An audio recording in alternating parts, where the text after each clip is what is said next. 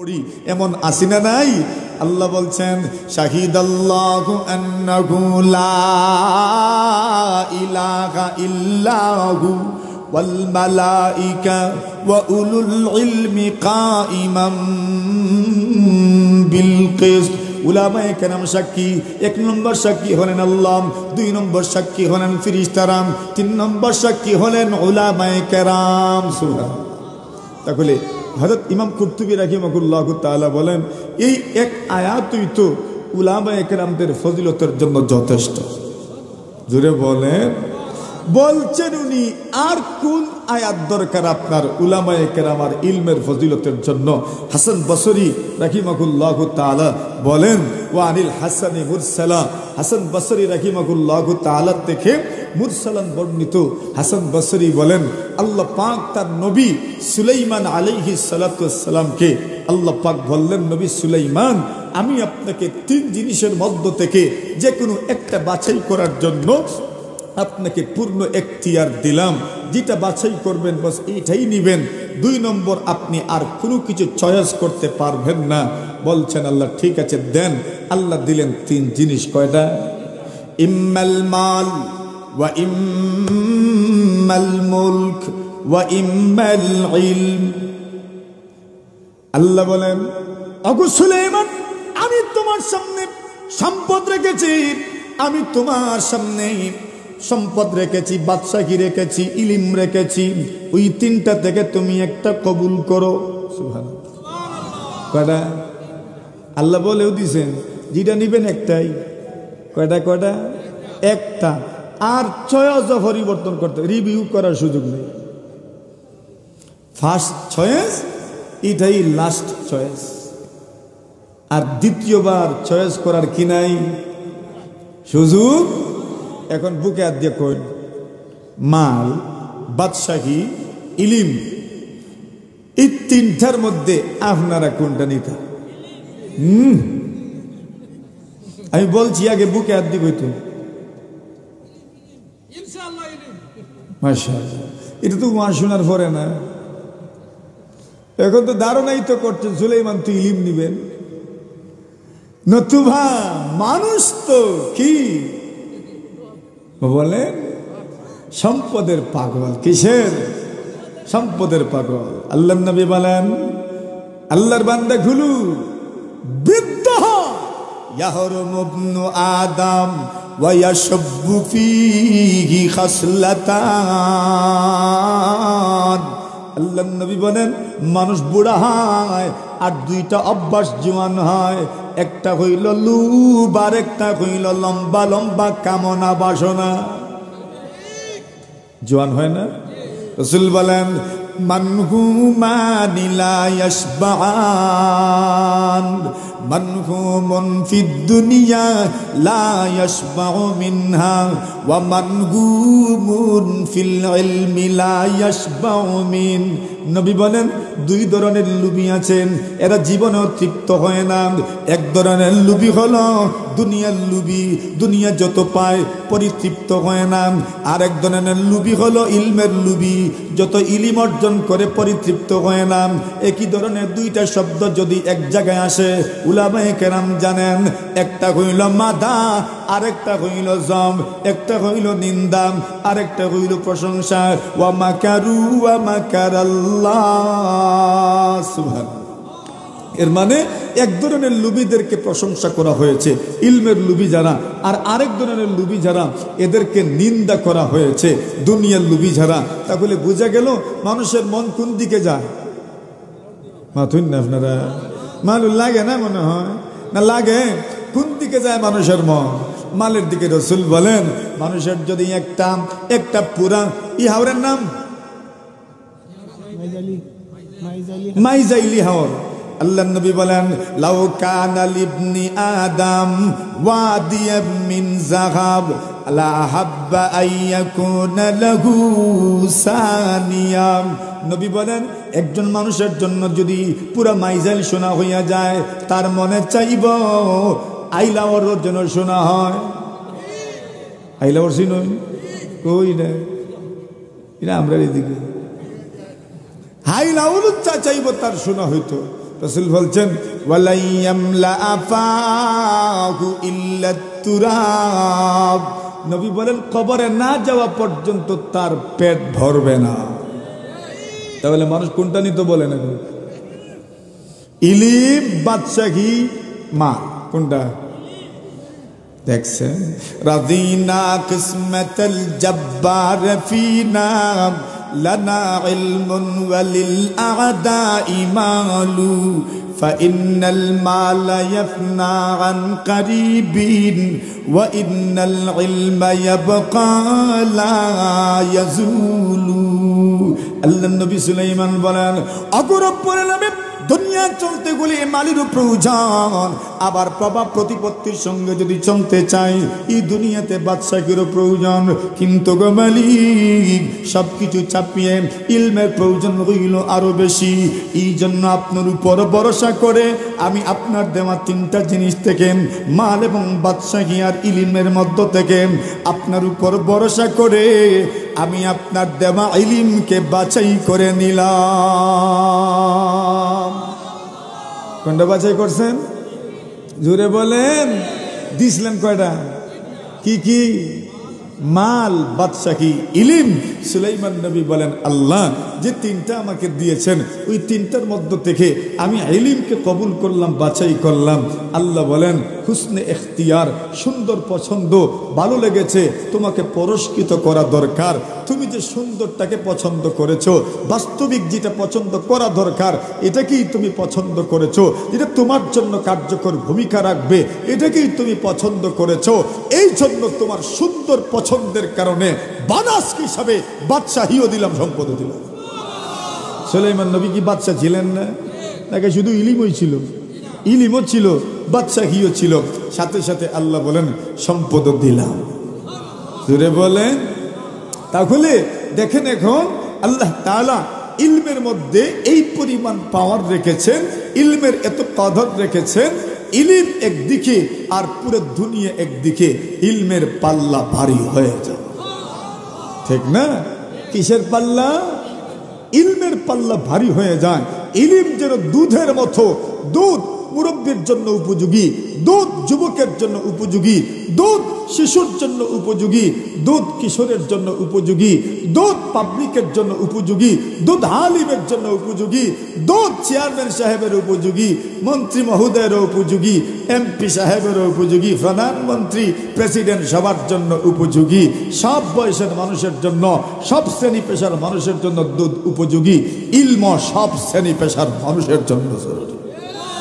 এজন্যই রাসূল বলেন, বাইনামা আনা নাইম ইদ উতিতু বিকাদাহি লাবান। আল্লাহর নবীজি বলেন, আমি ঘুমন্ত ছিলাম, হঠাৎ করে স্বপ্নে দেখি আমার সামনে একটা বড় বালতি আনা হয়েছে, অথবা জগ আনা হয়েছে, অথবা মনে করেন যে কোনো একটা জিনিস, যে কোনো একটা জিনিস যার মধ্যে দুধ রাখা হয়। আল্লাহর নবী বলেন, দুধে ভর্তি একটা জগ আমার সামনে আনা হয়েছে। ফাশারিবতু মিনহু, আমি ওই দুধ থেকে পান করলাম। কি পরিমাণ পান করেছি? রাসূল বলেন, হাত্তা আন্নী লা আরাদিয়া ইয়াখরুজু মিন আজফারি। নবী বলেন, এত পরিতৃপ্ত হয়েছি আমি অনুভব করলাম আমার আঙ্গুল দিয়া যেন দুধ বের হচ্ছে। তর্জমা হয় নাই আমার, আমার আঙ্গুলের নখ দিয়া যেন দুধ বের হচ্ছে। সুবহানাল্লাহ। তো সমান হই, ভুলটাও যেমন শুদ্ধটাও যেমন। জুড়ে এখন জুড়ে কেন কইবেন এটা বুঝাই আমি। মানুষের আঙ্গুল যখন কাটে, নখ দিয়া কি রক্ত বের হয়? হ্যাঁ, চামড়া দিয়ে বের হয়। রাসূল বলছেন, এমন ভাবে পান করেছি আর এত পরিতৃপ্ত হয়েছি, আমার কাছে অনুভূত হয়েছে যেন আমার নখ দিয়ে আমার দুধ বের হচ্ছে। মানে এবার মনে করেন কি পরিমাণ পান করছেন, রাসূল বুঝাইছেন, মানে আমি এত দুধ পান করেছি। উনি বলেন, এরপরে আমি শেষ করতে পারলাম না, দুধ অবশিষ্ট রয়ে গেল। অবশিষ্ট দুধ আমি কি করব? সুম্মা আতাইতু ফাদলি ওমর ইবনুল খাত্তাব। আল্লাহ নবীজি বলেন, আমি লক্ষ্য করে দেখি দুধ অবশিষ্ট রয়ে গেছে, অবশিষ্ট দুধ আমি আমার পাশে উমর ছিলেন, উমরকে দিয়ে দিলাম। জোরে বলে। এখন উমর দুধ পান করলেন। নবীজিকে সাহাবীরা প্রশ্ন করেন, ফামা আউয়ালতাহু, এই স্বপ্নের ব্যাখ্যা আপনি কি করেছেন? নবী বলেন, ইলিম। জোরে বলে। মানুষ ইলিমকে দুধের সাথে আপনার এমন ভাবে ইলিম আর দুধের মধ্যে তুলনা করা হয়েছে। দুধ যেমন সব বয়সের মানুষের জন্য উপযুক্ত উপযোগী, ইলিমও সব বয়সের মানুষের জন্য উপযোগী। ঠিক না বে ঠিক? তাহলে বলুন, আপনারা যে মাদ্রাসা প্রতিষ্ঠা করলেন, ঠকছেন নি আপনারা? হ্যাঁ, সুলাইমান নবী তো ইলিমই নিয়েছেন। ইলম নেওয়ার কারণে উনি কি পাইলেন? বাদশাহীও পাইলেন, সম্পদও পাইলেন। আপনারা মনে হয় মাদ্রাসার খেদমত করার কারণে শুধু ইলিমই পাইছেন, সম্পদ মনে পাইছেন না? পাইছেন? জোরে বলেন, মিলছে নি? আরে আমরা তো উদাহরণ দিই আপনাদেরকে দিয়ে, আমাদের মাদরে ইলমি জামিয়া রঙ্গাকে, গহরপুরকে দিয়ে উদাহরণ দেই। এই এলাকার লোকজনের কি বা ছিল, কি বা ছিল, নারাজ হওয়ার কোনো বিষয় না, কি বা ছিল একটা সময়। কিন্তু ইলমের খেদমত করতে করতে করতে করতে করতে করতে করতে এদের ঘরে ঘরে ঘরে ঘরে ঘরে ঘরে আল্লাহ তাআলা এমন ধনী মানুষ বানায়া দিয়েছেন, বলেন আলহামদুলিল্লাহ। এটা ইলমের খেদমত করতে করতে, ইলমের খেদমতের কারণে যত মানুষই ইলমের খেদমত করেছেন, আল্লাহ তাআলা এদেরকে দুনিয়াতে সম্মানী বানায়া দিয়েছেন। যত এলাকার মধ্যে ইলমের খেদমত হয়েছে, ওই এলাকাগুলোকে আল্লাহ পাক রব্বুল আলামিন কিয়ামত পর্যন্ত স্মরণীয় বরণীয় করে রেখে দিয়েছে। মনে করেন যদি ওই জায়গাগুলো আমাদের হাতছাড়াও হয়ে যায়, এরপরও সেগুলো মুসলমানদের ঐতিহ্য বহন করে। সুবহানাল্লাহ বলেন। স্পেনে সারা দুনিয়ার সবচেয়ে বেশি ইলিম ছিল স্পেনে, কিন্তু আল্লাহ তাআলা আমাদেরকে পরীক্ষার সম্মুখীন করেছেন। 750 বছরের মতো রাজত্ব করার পরেও স্পেন যখন মুসলমানদের হাতছাড়া হয়ে গেল, কিন্তু আলহামদুলিল্লাহ আল্লাহ তাআলা স্পেনে এখনো মুসলমানদের ছাপ, মুসলমানদের ইতিহাস ঐতিহ্যকে রেখে দিয়েছেন। জোরে বলেন। আর এটা ইলমের একটা প্রভাব। এখনো আজও স্প্যানিশ ভাষার বেশিরভাগ শব্দের মধ্যে আরবির প্রভাব।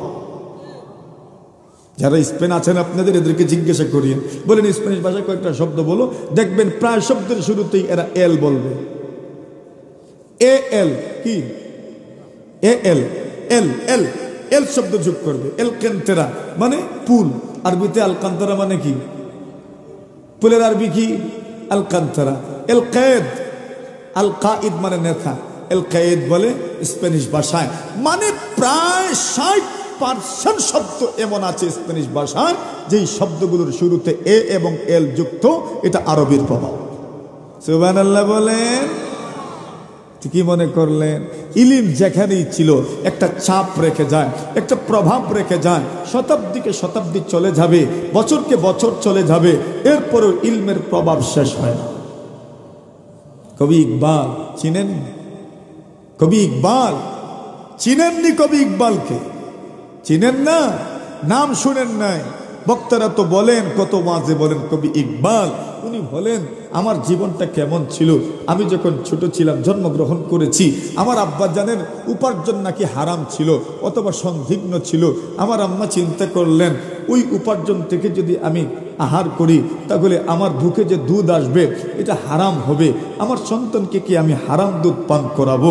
দেখেন মা কি পরিমাণ সচেতন ছিলেন। আল্লামা ইকবাল বলেন, মায়ের স্মৃতিচারণ করে বলেন, আমার জ্যোতির্ময় ইমান ইয়াকিন, আমার আলোকিত ইমান ইয়াকিন গঠনের পিছনে সবচেয়ে বড় ভূমিকা আমার মায়ের। আমার মা কি করলেন? বাবার উপার্জন থেকে উনি খান, ওনার শরীরে দুধ হয়, ওই দুধ আমাকে পান করান না, আমার জন্য আলাদা একটা বকরি কিনলেন, ছাগল কিনলেন, ওই ছাগলের দুধ পান করিয়ে আমাকে বড় করেছে। জোরে বলে। দেখেন মা কি পরিমাণ সতর্ক থেকেছেন, আমার সন্তানকে কিভাবে আমি গড়ব, কিভাবে গঠন করব। কবি ইকবাল বলেন, আজকের দুনিয়াতে আমি যা হয়েছি সব কিছুর পিছনে অবদান হলো আমার মায়ের। এমন মা দুনিয়াতে আছে না নাই? ফায়ামুন জিবাতিল বুতুলা আনতুন্না দিফুল হানানি ওয়ারিশুল ওয়াতানি। এমন মায়েরাও তো দুনিয়াতে আছে যারা সুন্দর সুন্দর আপনার সন্তানকে জন্ম দেয় না, এরা যেন একজন বীর বাহাদুরকে জন্ম দেয়, যাদের এক একজনের চিন্তা চেতনার সামনে সারা দুনিয়ার বেঈমানরা পরাজিত হয়ে যায়। এমন আছে না নাই? এক কবি ইকবালকে দেখেন, এক কবি নজরুলকে দেখেন, এদের জাগরণী কবিতা যদি আপনি পড়েন তাহলে আপনার মধ্যে একটা বিদ্রোহ ভাব চলে আসবে, ঠিক না? কবি ইকবাল উনি যখন স্পেনে গিয়েছিলেন উনি বলেন, আমি দেখেছি পুরো স্পেনে মুসলমানদের ইলমের ছাপ রয়েছে, মুসলমানদের হারানো ঐতিহ্যগুলো আমি দেখেছি। মুসলমানদের হারানো ঐতিহ্যগুলো দেখে আমার দিলকে আমি সান্ত্বনা তো দিতে পারি নাই, কিভাবেই বা পারবো। তবে কবি ইকবাল বলেন, আমার কি মনে হয়েছে জানো, আমি সেই সময় স্পেনকে দেখে আমি মনে মনে চিন্তা করেছি, আজ যদি স্পেনকে পুনর্গঠন করার জন্য যদি স্পেনে রক্ত দিতে হয়, আমি রক্ত দিতে প্রস্তুত আছি। জোরে বলে আরে কবি, এক কবি ইকবাল, হাসপানিয়া তু খুনে মুসলমান কা আবি হে, मानिंद हरम पाक है तू मेरी नजर में,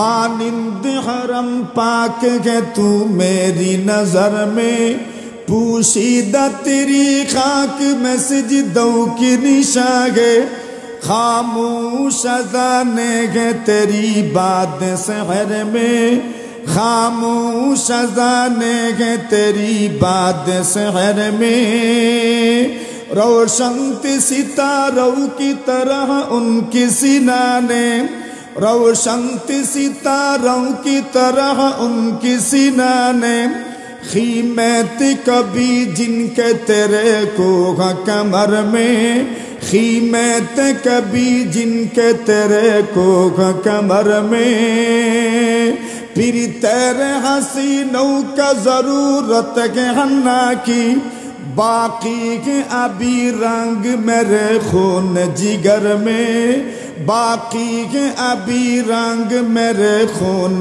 जिगर में,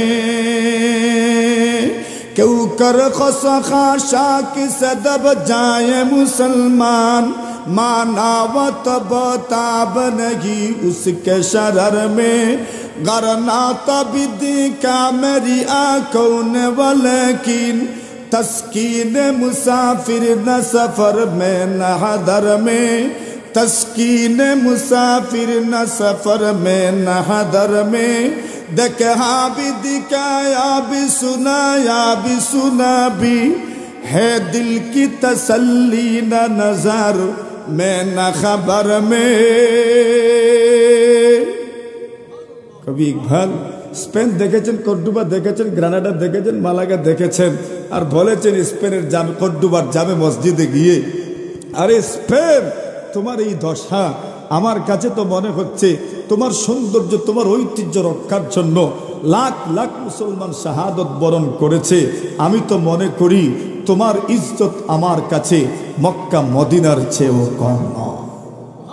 আরে সুবহানাল্লাহ বলেন, কথা বুঝেন নাই? কর্ডোবা ছিল জ্ঞান বিজ্ঞানের প্রাণ কেন্দ্র তৎকালীন যুগে। বলছেন তুমি জ্ঞান বিজ্ঞানের প্রাণ কেন্দ্র ছিলে, তোমার ইজ্জত তোমার হরমত আমার কাছে এই মক্কা মদিনার চেয়েও কম নয়। এটা মুবালাগা বলা হয়, মুবালাগা বলা হয়, অর্থাৎ যে কোনো বিষয়কে একটু ভাড়িয়ে বলা। উনি এইভাবেই বলছেন, বলেন আজ আমি আজান দিলাম কর্ডোবার জামে মসজিদে, একটা মানুষ নামাজের জন্য আসলো না, এটা আমার আপনার জন্য কত বড় ধন্যতা, এটার তো বলে কয়ে শেষ করা যাবে না। আল্লাহর বান্দা বলছেন, ওই কর্ডোবাকে আবার ঢেলে সাজানোর জন্য যদি রক্তের প্রয়োজন হয়, মেহেদির প্রয়োজন হয়, আমি আমার বুকের তাজা রক্ত মেহেদির পরিবর্তে দিতে রাজি আছি। আল্লাহ তাআলা আমাদেরকে কবুল করুক, আমিন। ওয়া আখিরু দাওয়ানা আনিল হামদুলিল্লাহি রাব্বিল আলামিন।